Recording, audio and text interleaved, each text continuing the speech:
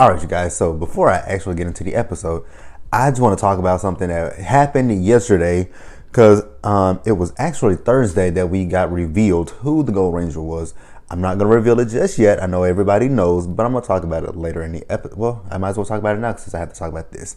The Gold Ranger, it's Nate, which we all knew that. But, the Power Rangers YouTube page, they released a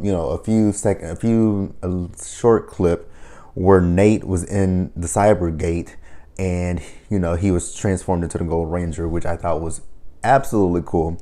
I was looking at it, and I'm just thinking to myself, like, what is going to be the backstory to this? And I'm going to get into that in the episode. But yesterday on, I think it was Instagram, that Blake Foster, aka Justin Stewart from Power Rangers Turbo, he went on his Instagram and he did a story, and he just kept he was talking about how Abraham, who plays Nate, was a weenie. He called him another name, I can't remember what it was, but he was just being completely rude about him being the Gold Ranger, and he was kind of comparing him to the likes of Tommy being the Green Ranger and being the White Ranger. Yes, Tommy was a martial artist, and he was kind of built, whereas Nate is not. My thing is, with that, what he was saying, your character, Justin, was the least liked Power Rangers character in history. I can remember when Power Rangers Turbo came out. Actually, let's go back to Turbo and Power Rangers movie. When Rocky hurt his back, I'm like, okay, fine, we'll get a new Blue Ranger. Or actually, no, I did not think we'll get a new Blue Ranger. I didn't know how bad Rocky was hurt. I thought maybe Rocky would come back. But then when Rocky was in the hospital and he laid up with his back, messed up, I'm like, okay, Rocky's not coming back. But then, I was like, well, who's going to be the Blue Ranger? And I remember seeing the commercials for Turbo, a Power Rangers movie, back in 1998 or 97, whichever year. I think it was 97. Or was it 98?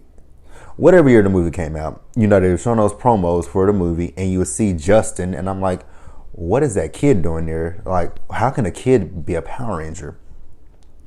And then, you watch the season, you watch the first half of the season of Turbo, I don't necessarily watch. And then the second half, I love it, and it's not because of Justin, it's more so because of, Selwyn, Patricia, Roger, and Tracy Lynn. Those are my favorites. And then when they migrated to space, loved it. So back to Blake Foster. Like I said, he was not ideal. He was not the ideal Ranger for any of us growing up as a kid. And, like I said, least liked. And then he's talking about Nate being the Gold Ranger. Number one, Nate is a kid. We know he's a child prodigy. So I don't expect Nate to be anywhere between the ages of maybe 16 and 17.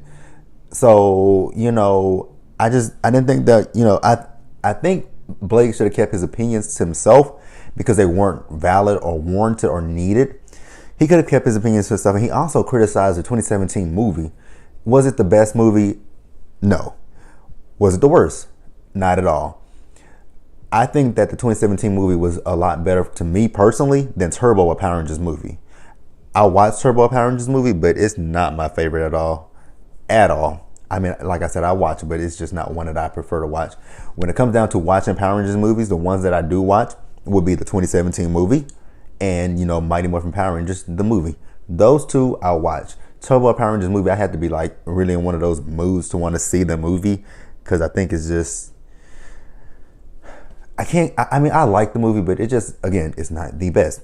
So, and also just speaking on this, I've been talking about this for now 4 minutes, but just going a little bit deeper into it. So he's talking about, Nate being a Gold Ranger. We've had a lot of Rangers in our history that when quote unquote look like a superhero, they don't put you in the mind of Captain America, Thor, Iron Man. They don't put you in the mind of those kind of characters. They kind of put you in the mind of more like a Spider-Man character, like you got Billy. Billy wasn't what you would typically expect to be a superhero. Billy. Who else? Billy, Justin, Kendricks. Nobody would have believed Kendricks to be a Power Ranger. Kendricks, Trip from Time Force. Cam Watanabe from Ninja Storm. Who else am I? Like Cam, Ninja Storm, Dino Thunder. Ethan James. Ethan, SPD. Even Rose from Operation Overdrive. I'm going in my head about each season. Operation Overdrive, Jungle Fury. RJ for one. I would have never expected RJ to be a Power Ranger. Theo was a little short guy. Like you wouldn't expect Theo to be a Power Ranger. Ziggy. Oh my God, Ziggy from RPM. You would have never guessed. Even Dr. K didn't really want Ziggy to be a Power Ranger, but Ziggy bonded with the Series Green Morpher because Tenaya 7 was trying to take them the Morpher so that Vengeance could use the power to destroy the Rangers.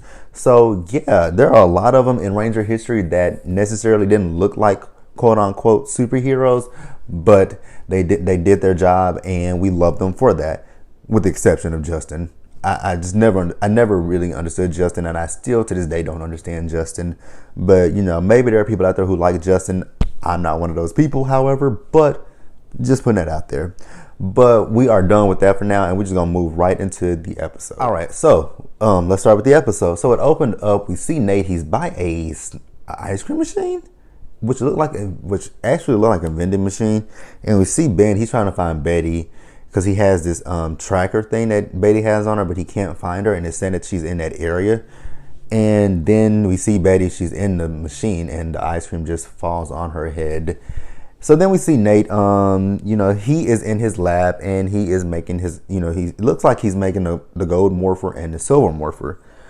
So then we see him, he's talking about how he's about to head out to go get some animal DNA. And I saw a lot of people talk about this, that,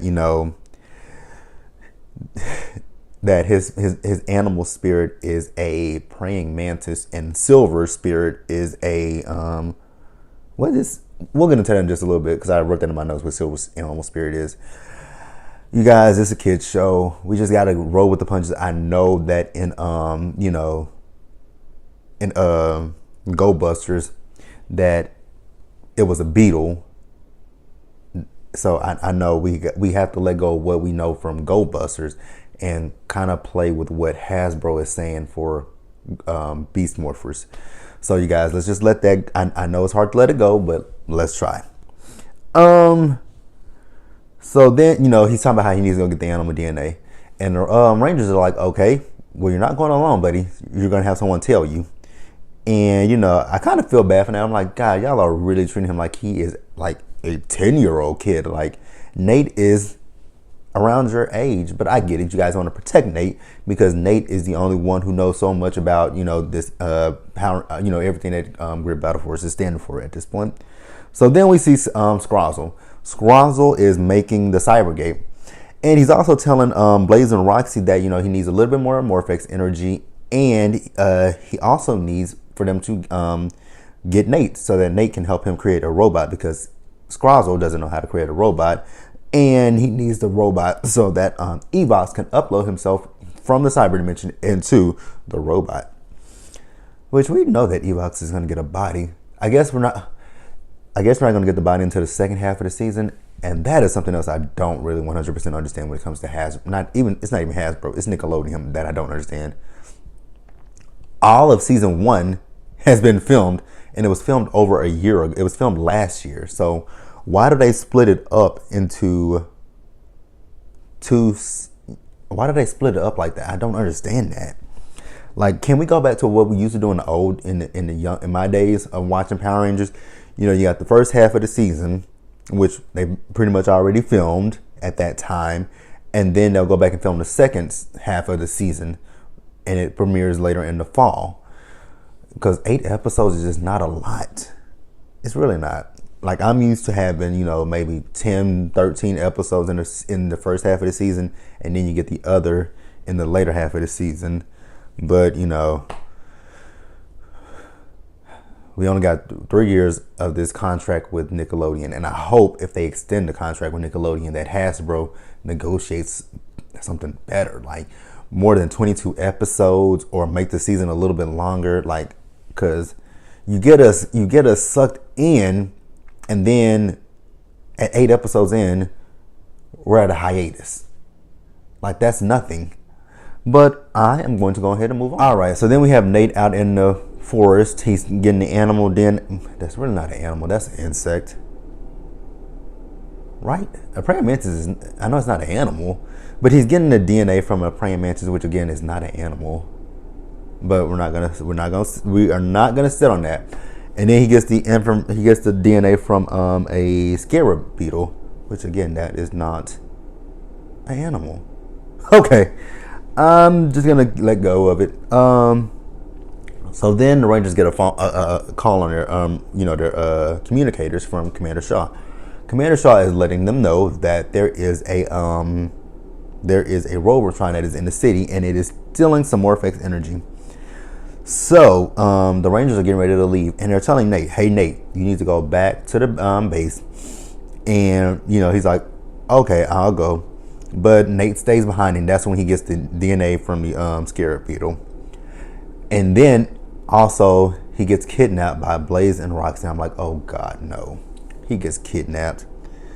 All right, so then we see the Rangers. They morph in, they battle with the Tronics and the Robotron. So we see Blaze and Roxy. They take Nate to Scrozzle so that he can build them the robot, so that Evox can, upload himself into the robot. And, Nate starts looking around. He's like, wait a minute, this is stuff from Greer Battle Force. And they were like, yep, stole it. It's ours. And, he tells them basically that he will not help them, bring Evox back to the human dimension. But then he looks at his communicator, which is cracked. And this is kind of great homage to Mighty Morphin Power Rangers when, when they would ever break their communicators, they could never make contact with Zordon. So it would take them offline, and Nate is offline. But Nate has an idea in his head, and I don't know what that idea is, but Nate has an idea. And he tells him, you know what?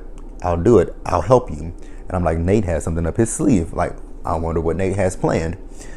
And we also saw Ben and Betty. So I don't know where they were coming from, but I guess they were trying to figure out where they want to go next. And they were going to play heads or tails, but they didn't have a coin. They just had that tracker thing, and they flipped the tracker up and it lands. But when it's getting ready to come down, one of the Tronics is in a truck driving straight towards them, and they move out the way, and the tracker lands on the truck with the Tronics. So yeah, I guess that's how we're gonna find Nate, is thanks to Ben and Betty. When the first season first opened up, I wasn't sure how I felt about Ben and Betty, but going forward, I actually like Ben and Betty. I didn't think I would say that, but I really do like those two.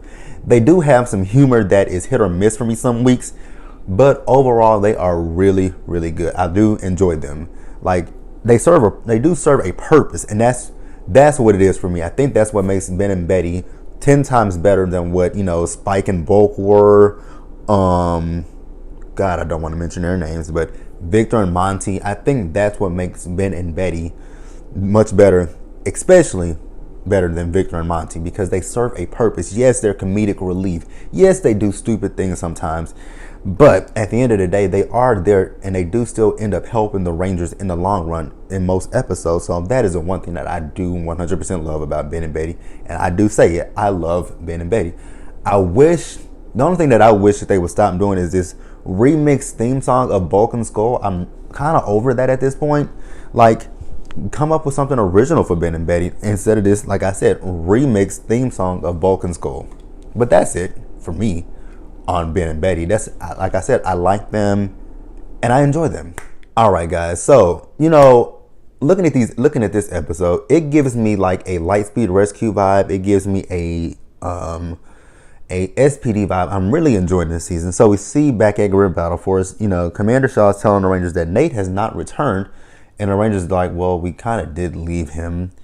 And, Commander Shaw was like, Nate is, a little bit stronger than what you think he is. So he's not weak, he's not feeble, but they do need to find Nate. So then Ben and Betty shows up, and they're telling the commander about their tracker tag being on the truck. And then the Ranger's like, well, you know what? We can use that to track down where Nate is. So then we see Nate with Scrozzle and Blaze and Roxy, and he's completed the robot.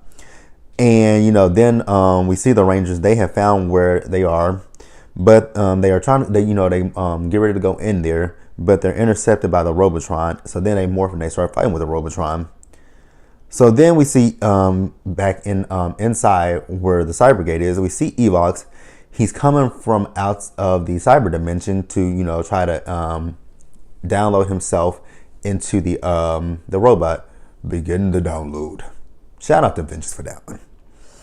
But Nate, he has his wrist communicator. He touches it, and he materializes his morpher. I'm like, oh yeah. So he takes his morpher, and like he did in episode 1, he blasts and stops Evox from coming to the human dimension. I'm like, this is all you know what? I just literally caught that as I said this, that this is reminiscent of episode 1 when Evox was trying to come out of the cyber dimension in episode 1, and now here we are at episode 8. Evox once again is trying to come out of the cyber dimension, and Nate once again blasts and stops him. So then we see Nate. This is where he becomes the Gold Ranger. So then, Blaze and Roxy, they morph, and Scrazzle says, you know what? I'm out. See you later. So then we see Silk, the robot. He rises up, and he morphs into the Silver Ranger. Now that completely caught me off guard. I was not expecting the Silver Ranger in this episode. I really wasn't.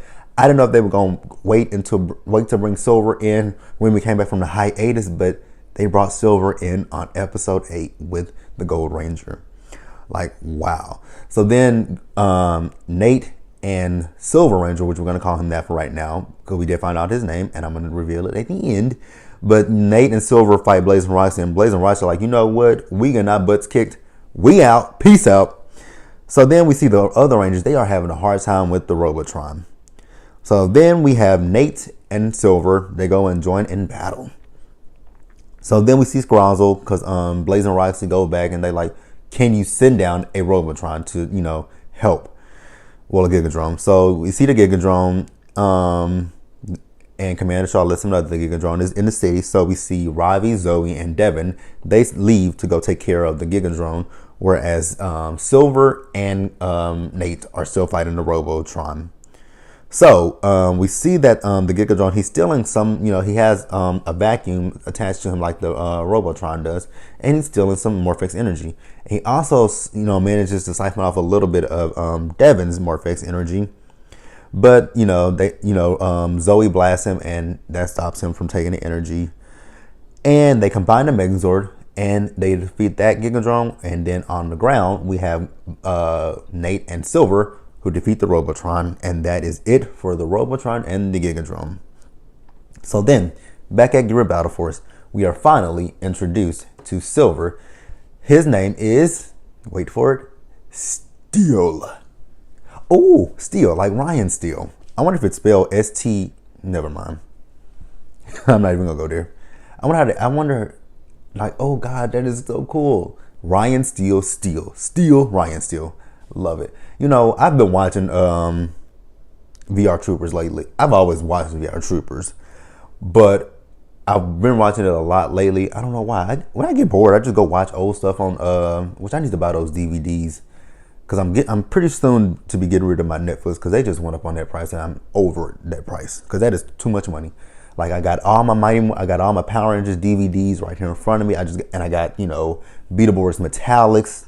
Season I got Beetleborgs Metallics, the two volumes. I just need the first season of Beetleborgs, and I need this first 2 seasons, and I need seasons 1 and 2 of VR Troopers, and my collection will be complete. Okay, but like I said, we were introduced to Steel. So we find out that Steel is actually half human, which I don't know how he's half human. I guess he's like a humanoid.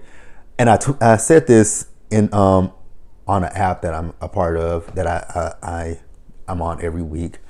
When it comes down to Steel has more personality than Robo Knight did, which also Robo Knight had more personality than Troy did. So, that is funny.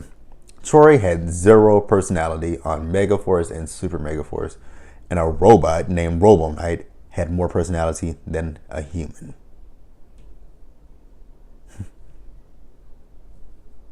Interesting.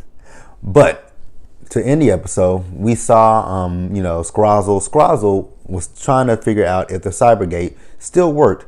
He was like, either it's going to blow up or it's going to work. Well, it kind of works. So he goes back to the cyber dimension and he's talking to Evox. He's telling the Evox, I think that it's going to work. And Evox is like, okay. But he was like, Scrozzle's like, but we need a body for you. And, Blaze and Rice like, you want a body? We got your body. We're going to get the Silver Ranger for you. I'm like, oh, okay. So it kind of leaves it on a bit of a cliffhanger, but not a cliffhanger. But you guys, that was the mid-season finale of Power Rangers Beast Morphers. We will probably be back in some time. Oh, God. Since we started later, I wonder if we're going to have a later hiatus. Because, Power Rangers typically starts, the second half typically starts back up in August or August. Early August, late August, pretty close to September. So I don't know when we're going to be back this time. But, again, that was it. So we won't have an episode for quite a few months. So I got to figure out what I'm going to do on Saturdays. I'm probably going to start back. I'm going to start back doing Ranger Talk for sure. I hope it gets if it don't get as many views, that's fine, man. I just do this because I love Power Rangers. But until then, you guys, I will see you guys later. And I still will be doing Ryusoulger reviews. I know I don't get a lot of reviews on those, but I'm still going to keep doing Ryusoulger. I really like Ryusoulger. I enjoy Ryusoulger. So until then, Ranger Nation, see ya.